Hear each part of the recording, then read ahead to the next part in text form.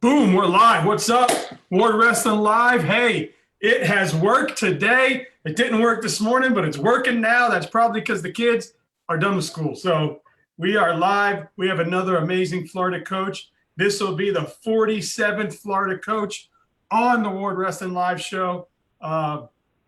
We've had all around the nation, but this is the 47th high school Florida coach. So I know there's a lot more of you out there. Hit me up. Let's do it. But we got Coach Dan Tria of Suncoast High School. He's been there 3 years over in Riviera Beach. In those 3 years already, a state placer and 9 state qualifiers. Huge GPA. They're up over 3.4. He was a 2020 Palm Beach County North Conference Coach of the Year.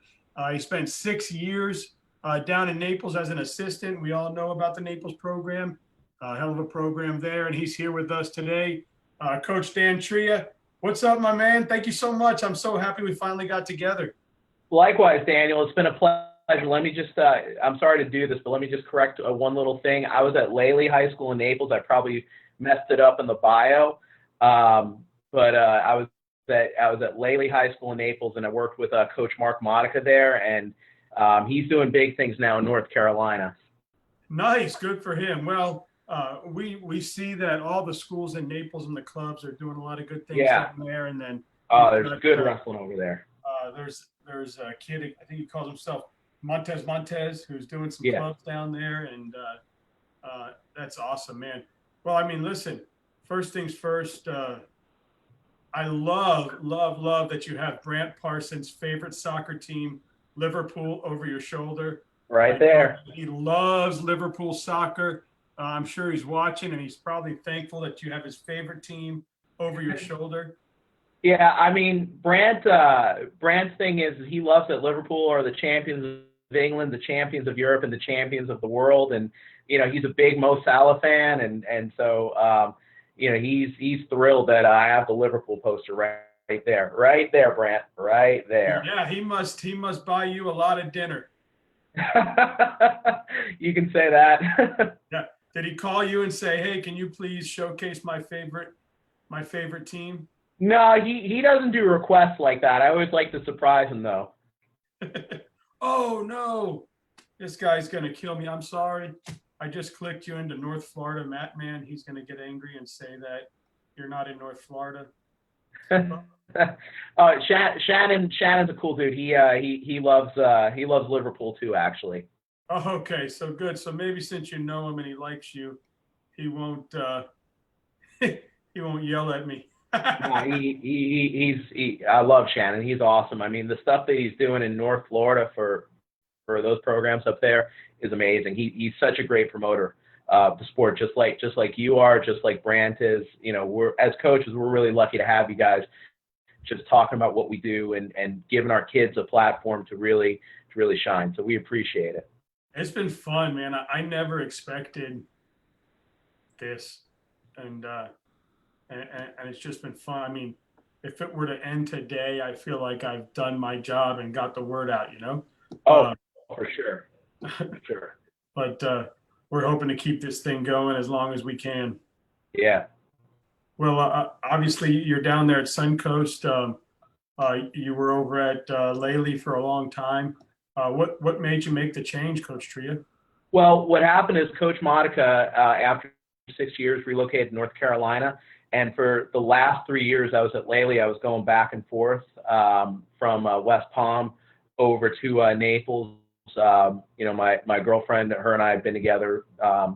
She's for more than a decade now. And, you know, her mom had gotten sick, so I come back to the East Coast, but I just love working with Coach Modica.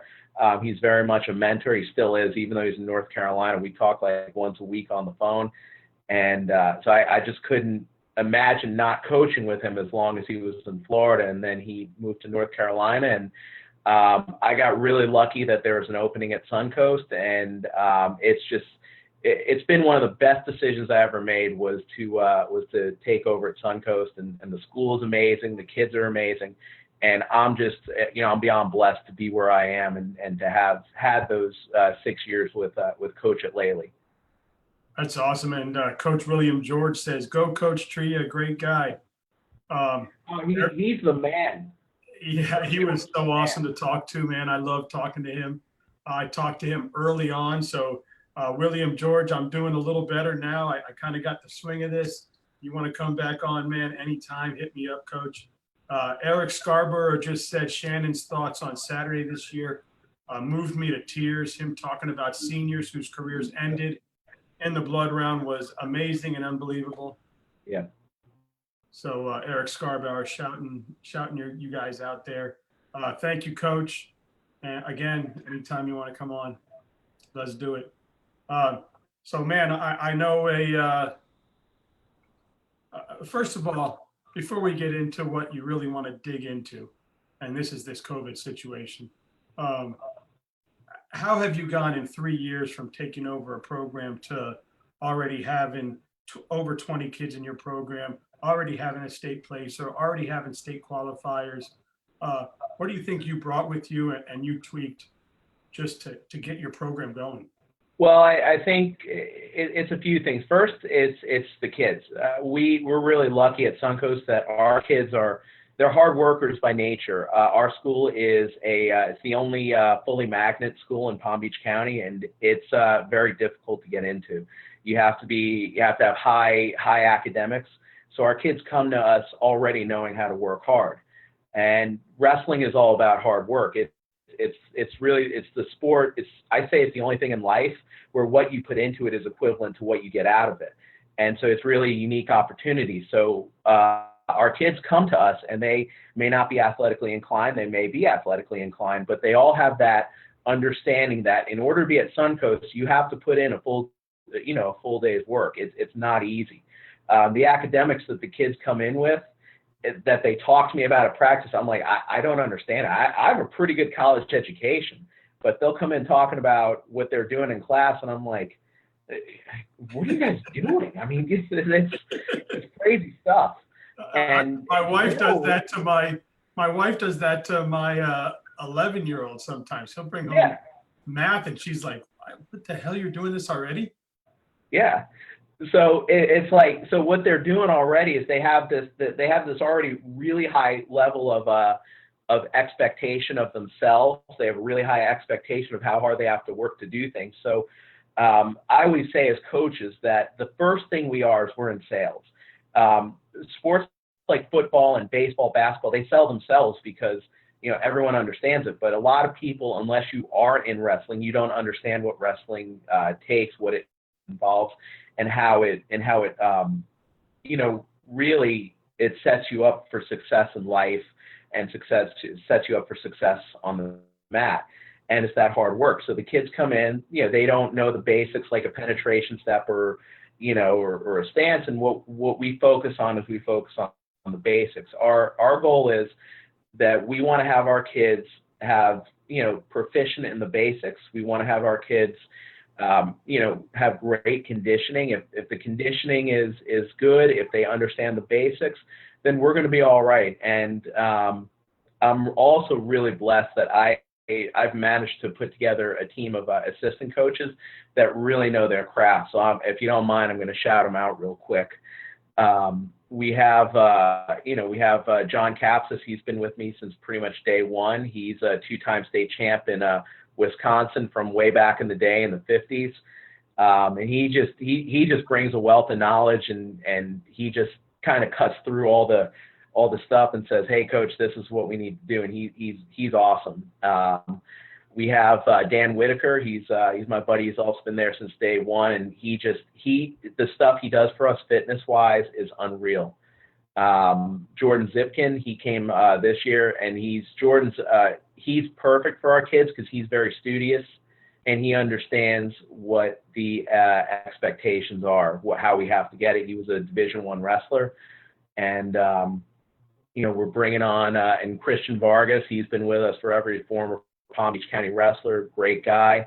And same thing, he understands the intensity. And we're bringing on a couple other coaches this year too, because our team's growing bigger, so we want to individualize instruction. So between the kids and the staff that I've been really blessed to have, also with the administration that, every time I've gone to them and said, hey, can we do this or can we do that? They've said, sure, what do you need from us? So our success is because it doesn't have as much to do with me as much as it has to do with the kids, with the parents, and with the administration and the coaches.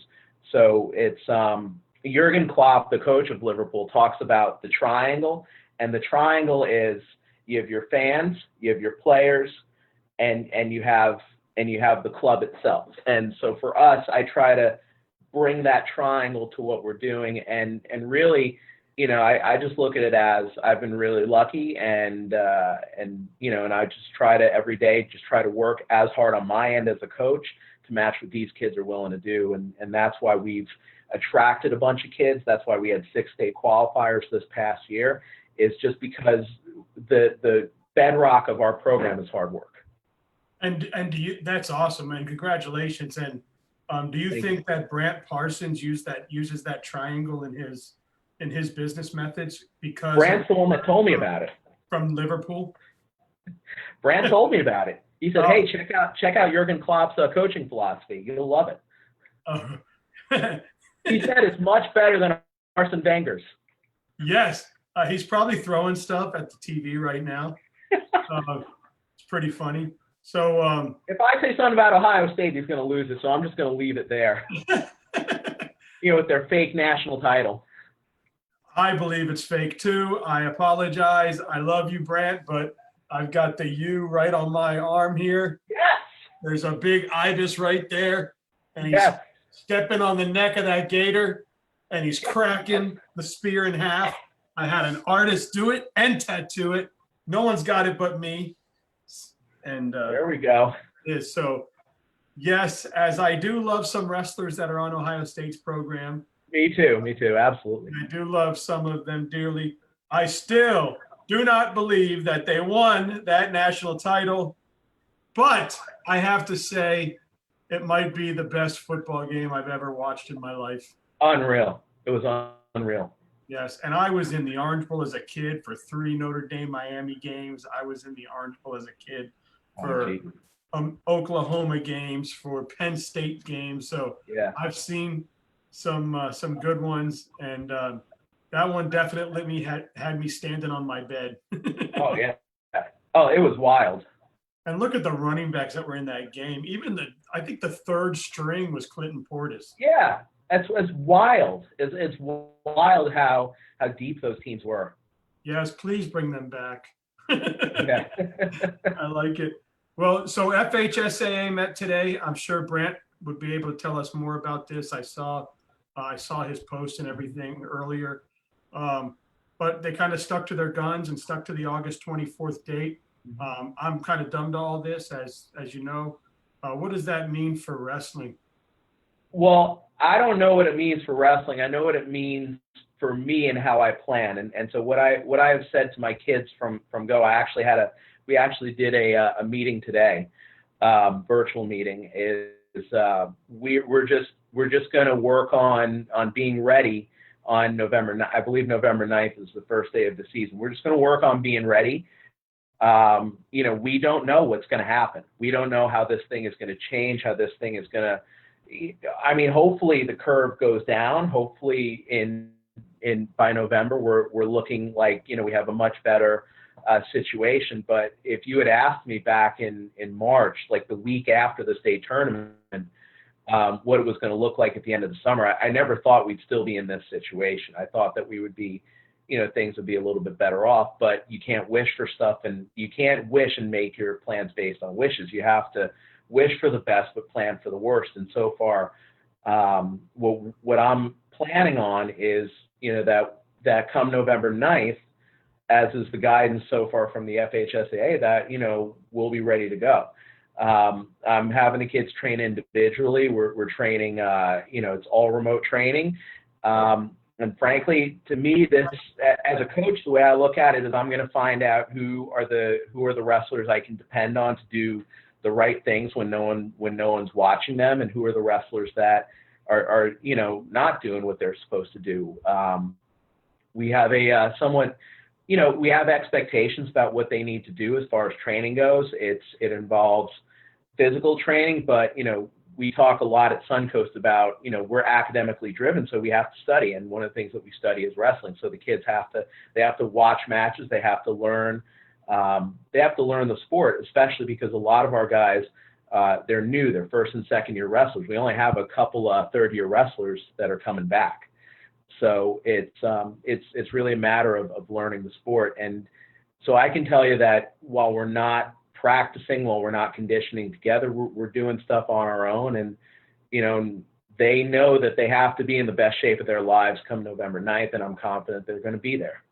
What do you think? Now, we've seen North Carolina make their rule. We've seen Pennsylvania make their rule. We've seen some states come out and do what they're doing.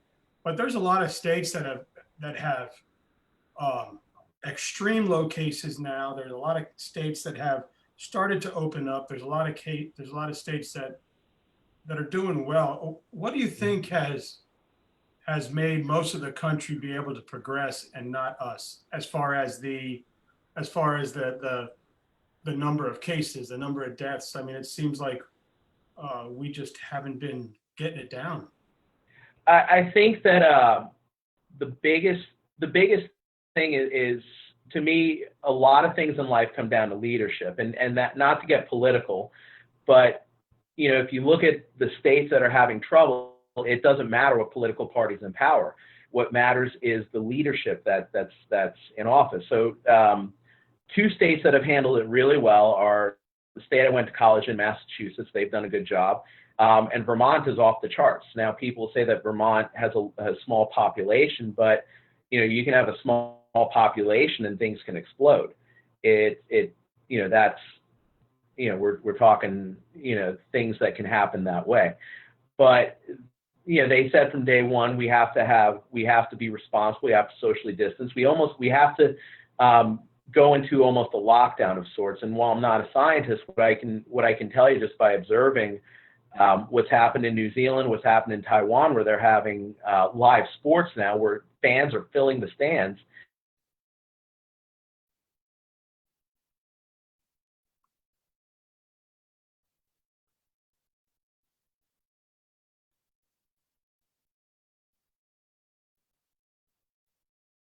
Can you hear me?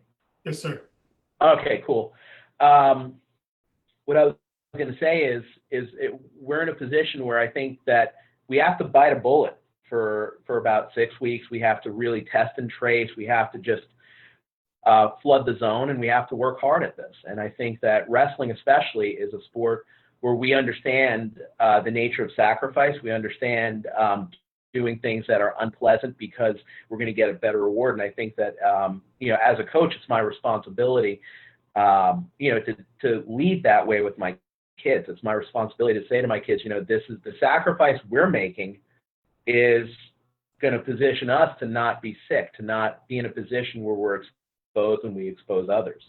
And that's just been my guiding philosophy, is rooted in the sport. And I think that, you almost have to embrace sacrifice. You have to embrace that there's going to be pain now, but you're going to be better off later. And, to use the old saying, the ounce of prevention is always worth the pound of cure. And, I'm sad that we're still in this position, but we are where we are today. We can't lament what happened yesterday, but we can change how we do things tomorrow. And that's my guiding principle. Yeah. And, I think I agree. My wife has been more on the strict side, so we haven't done anything, gone anywhere. The kids work out here, and they're 14 and 11, so they throw each other around a little bit. But I lifted weights, but nothing really outside of here. But yeah, I just, everybody's got an opinion, and if you line up 10 people in this state, they're going to give you 10 different reasons why they should be open, they shouldn't be open, why they're out, why they're not out, why the cases are up. It's a hoax. It's not a hoax. It's political. It's not political. Mm-hmm. So I wish everyone can just kind of come to the middle. And what my feeling is that if we all just, the thing that's so inspiring about a time like like World War II, and not that a world war is inspiring, but the way Americans came together during that war was amazing. We rationed food, we sacrificed. It was the old argument of guns or butter, and we chose guns because we had to.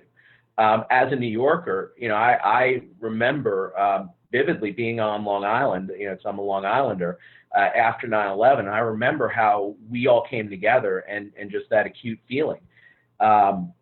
Those few months of just we're all Americans was one of the best parts of my, as far as being a citizen, one of the best parts of my younger life.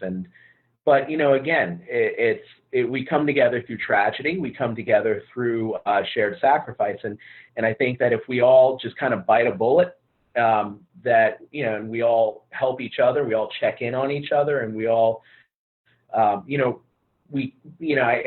guess the best way to put it is give each other that socially distant support.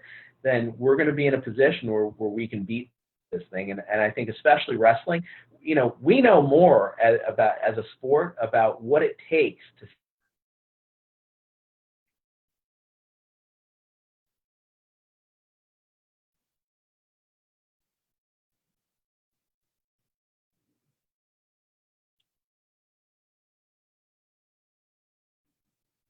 the best part of our sport, and it's the way we can lead. Gene Patino, he told me, "How do you run a podcast if you don't even wear the pants in your own family, bro?" I do it with no pants on, my friend. You can't see below my belly. Pants are overrated. Yeah. Hey, I'm not afraid to say she's the boss, my man. Yeah. But the definition of a smart man right there. Yeah. But that's a funny one. Thanks, Gene, for the dig. I love it. Keep them coming. It's well deserved. I deserve it. I do not wear the pants, so my man card is totally thrown out the window right now.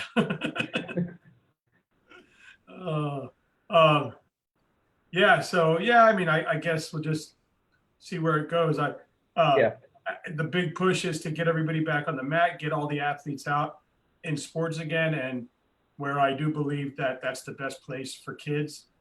Mm-hmm. I just hope we don't do it too quickly. Same here. And I think all the coaches that are on the push and who have done some stuff have seemed to do it the proper way. You see the guys on the west coast of Florida, they've been doing some stuff. Some guys in Central Florida, some guys on the East Coast have been doing some stuff, and it seems like they're doing it in small groups and getting some action, and hopefully little by little it grows. I heard of a tournament up in Atlanta that had Alabama, that had a few hundred kids, and we haven't heard any bad things come out. So hopefully everything was done well there, and I think that's just baby steps to it helping, right? I think that to me the key is testing. If we have a robust testing system, then we can get on the mat because we know who's safe and who isn't. And the scariest thing to me about this is the asymptomatic nature of the spread. So if it was, what I'd love is that if we had a way where we could just, like the NBA is succeeding, soccer has succeeded because they're just testing every day and they're getting the results every day. And so those sports are showing us the way forward. And I think that if we can do something like that, you're gonna have a lot of people, a lot of parents who are gonna be, supportive of getting back on the mat. A lot of kids who are supportive. It's just we got to know who has it and who doesn't. That's really what it comes down to. Yeah, and I think that's one of the things that when I have a discussion with somebody, and I say, well, they're checking them, they're checking their temperature, they're doing this, and they're like, yeah, but it could be 14 days down the road, or you don't know, or you could be tested and have it tomorrow. And I guess that's the problem. Yes. And Jean, it was very hard to get her to let me do this, but I got her permission. And after a couple weeks, she left me alone. I'm doing okay now. So I will ask her for permission to eat dinner tonight and take a shower and also brush my teeth. And I hope she lets me do that. Again, that's just the mark of an intelligent man right there. Yes, I'm 44. We've been together since we were 21. I learned how to say I do. uh, so yeah, uh, thank you, Coach Patino. um, well, that's COVID, and that's Suncoast High School, right? Uh, is there anything else that you wanted to dig into on that subject? On which ones, Suncoast or COVID? Because I could just, especially Suncoast, I could talk about for days. Yeah, no, I know that one of the big things you wanted to talk about was kind of what COVID has done, Yeah. and you wanted to get your opinion out there to other coaches. And yeah, I think and just kind of the last thing I'll leave there with this is I've felt since the start of this that if I had practice available, if I was able to practice, well, we're not able to practice at our school, but if I had the ability to, the kids that are doing the work right now on their own would be the kids showing up at practice. And just because I have practice doesn't mean the kids who wouldn't be inclined to work out would all of a sudden, wake up with that yearning to do so.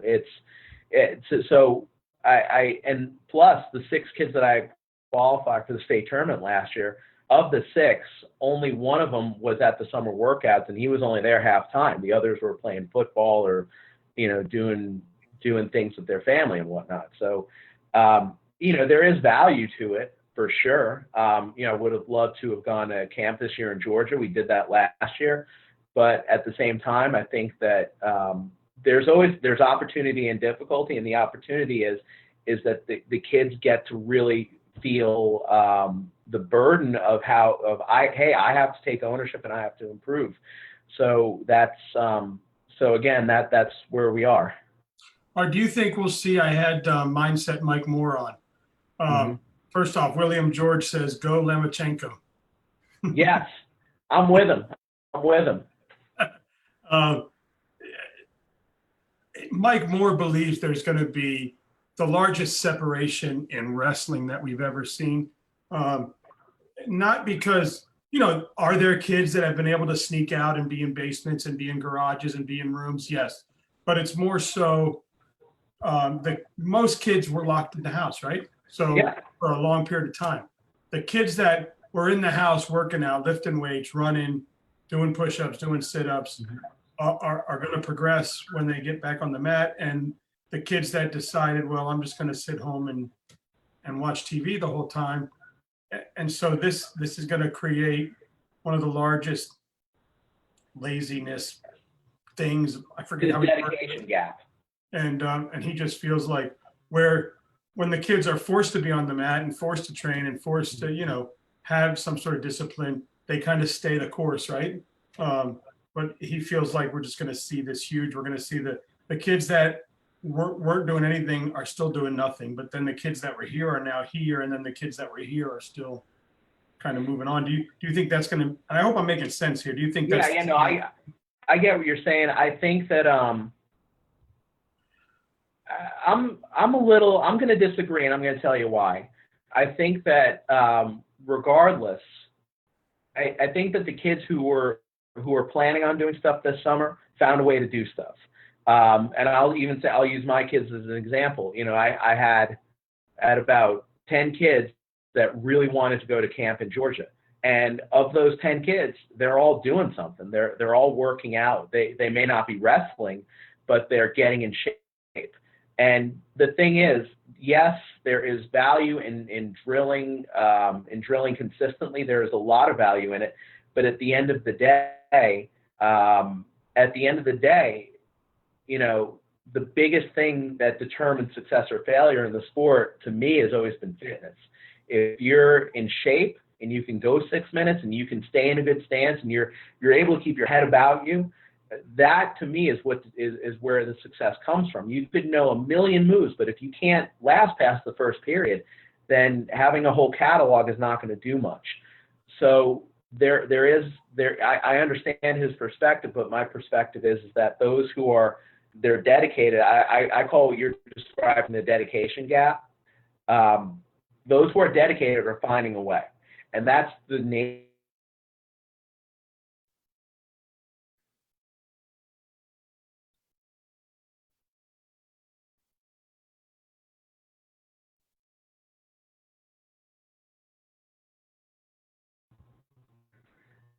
Sorry. There we go. All right. I was saying that wrestlers are among the most creative people out there, and they're the people that always find a way to get something accomplished. So what I found is that my kids who were dedicated, they're still doing stuff. The kids, every week I send out a text saying, "Hey, who's going to be in our meeting?"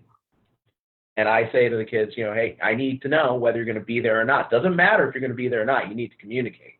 Most important thing is that communication." And about 60% of them respond one way or the other, and that's how I trust that they're doing what they're supposed to do. And the thing is, I'll learn that if they're doing what they're doing. But for example, if we're always going to have that dedication gap, and I don't think it's going to be massive, but will it be pronounced? It could very well be pronounced. But I think that the ones who are going to be dedicated, whether or not they could go to camps and train, they're going to find a way to get better.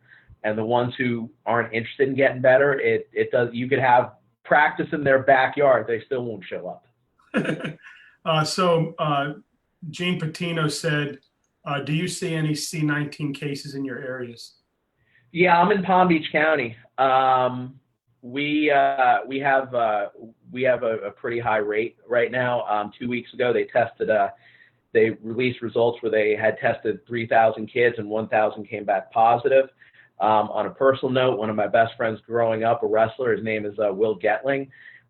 He's getting over the coronavirus, and he's one of the toughest guys I know. And he said this thing just knocked him out. That it was real hard. And so for Will to say that again, that imparts the realism of it onto me. And we have, so here in Palm Beach County, we are dealing with it.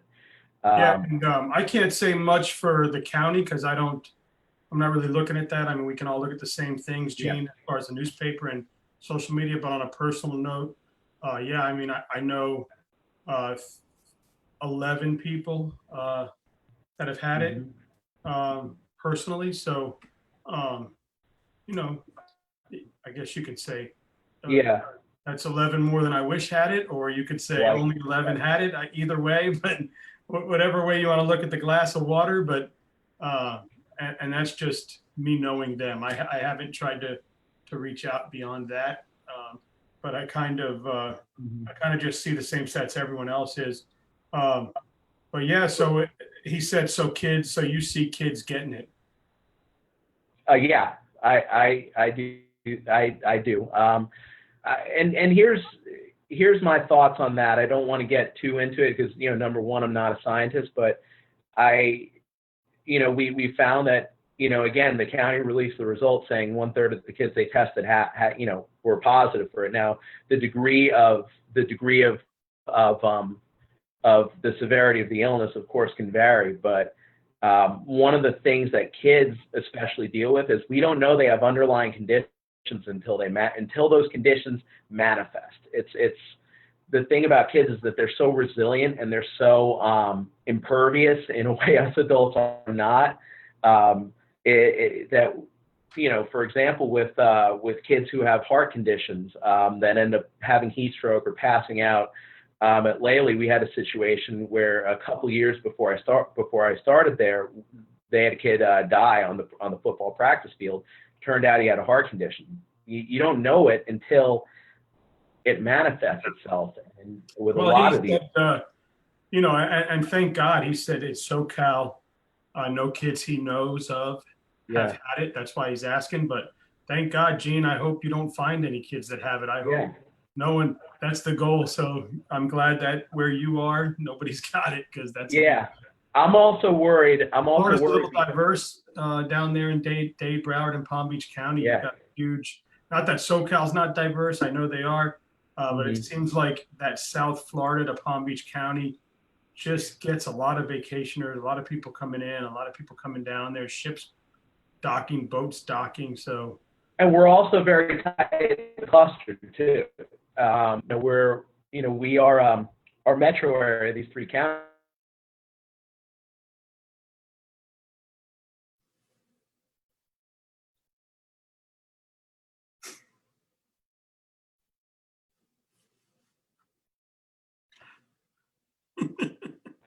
Anything yet? Got you now. All right, I'm sorry about that. I don't care. It makes it more fun. I lean into it, so I'm good. Yeah. I was just saying that we're densely populated down here, and that definitely adds another wrinkle to it. And but you know, the thing that I'm really worried about as far as kids getting it is, you know, especially reading about Eduardo Rodriguez of the Red Sox, is these lingering conditions of the heart and the lungs. And that to me is the worry. I hope that this is stuff that can resolve itself eventually.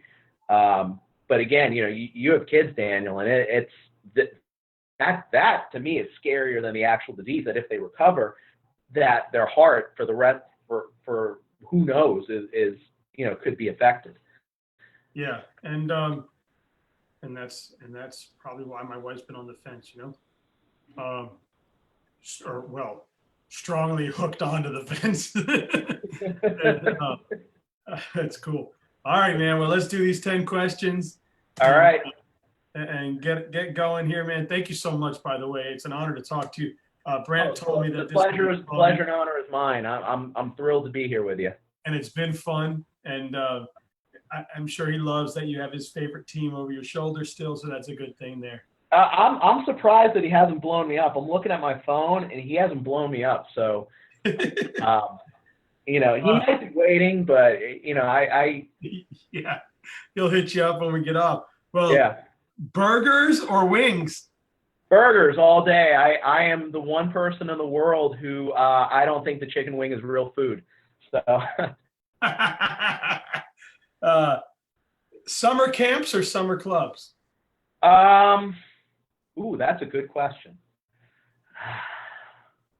I'm going to go camps, and I'm going to say this, because you have the opportunity at camps to learn from some exceptional clinicians, and you can bring them into a club, but there's just something about traveling to a camp with your team where everyone really bonds that you can't get that any other way. Goog says circus.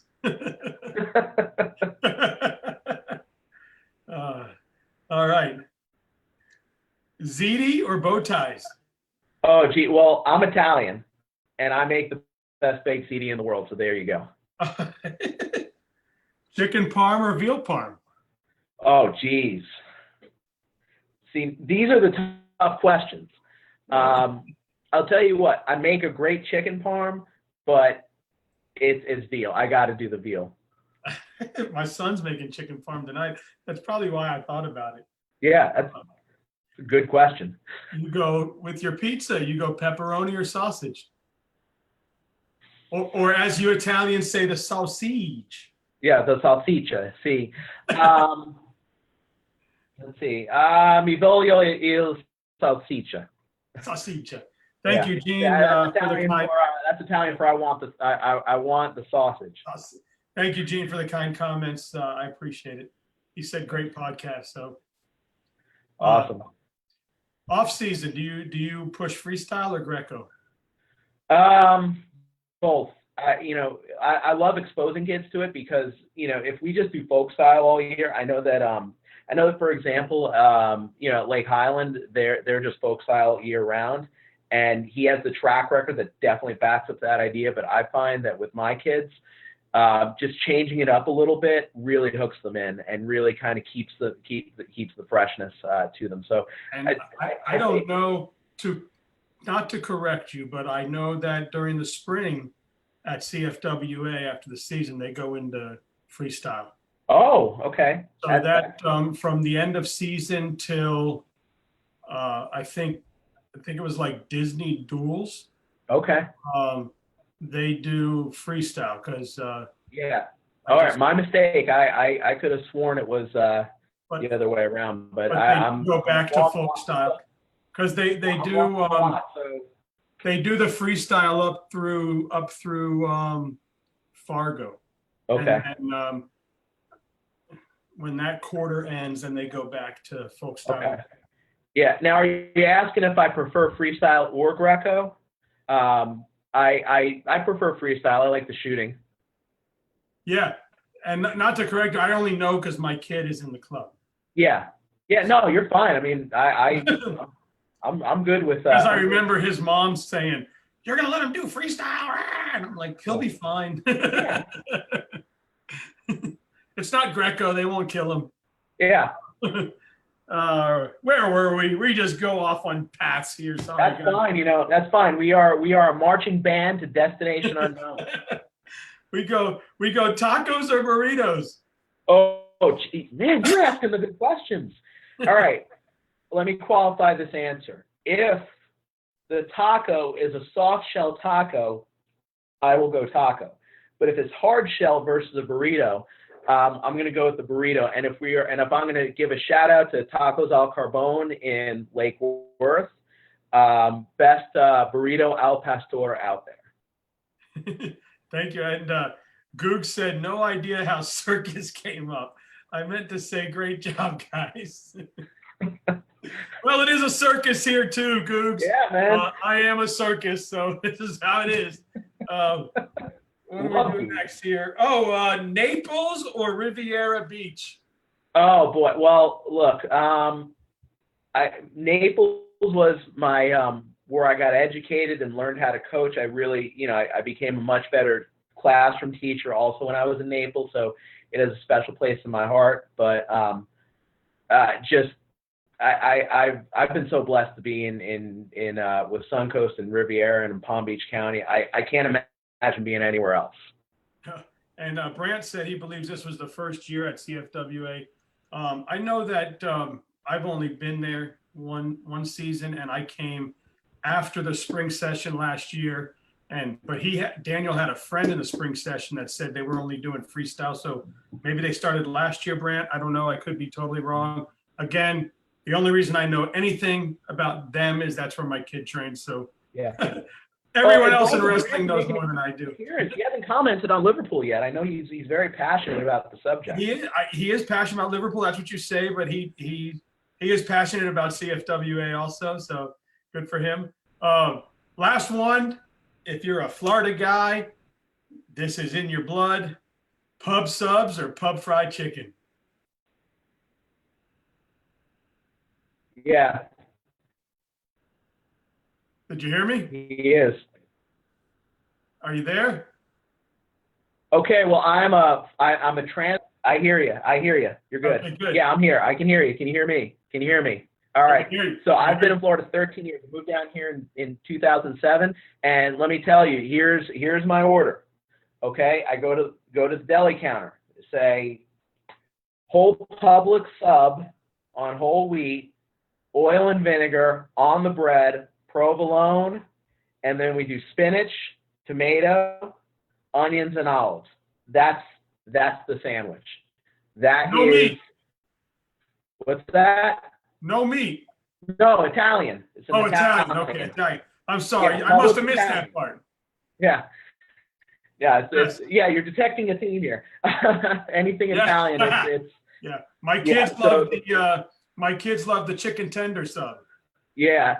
It just doesn't do it for me the way the Italian does. I mean, growing up in New York around the delis and everything like that, the Italian sub was the thing. And Publix, I mean, Boar's Head cold cuts are good, and I grew up on Boar's Head, but Publix cold cuts are sneaky good. So I gotta tell you, it's always been my thing too. People think I'm crazy, but whenever I go, I always say Publix because I just think it's better.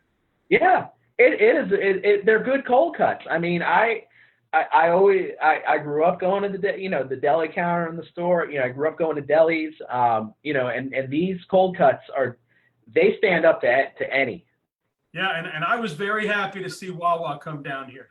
Yeah, no, that was a welcome addition, and and they're bringing those Amoroso rolls is welcome.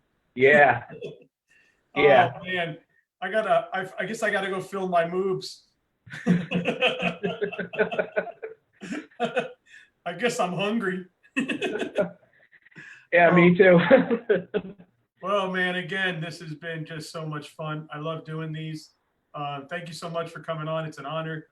Keep kicking life's ass, my man, and having a good time. And as I tell everybody, when my wife gives me my pants back, Mr. Patino, I'll be out and about to come to meet everybody. Daniel, it was an absolute pleasure and an honor. Thank you so much for having me on, and I really appreciate your time and appreciate all that you're doing to promote our sport. I love it. And go Liverpool. Hey, yeah, you'll never walk alone, Brant. See you, man. All right.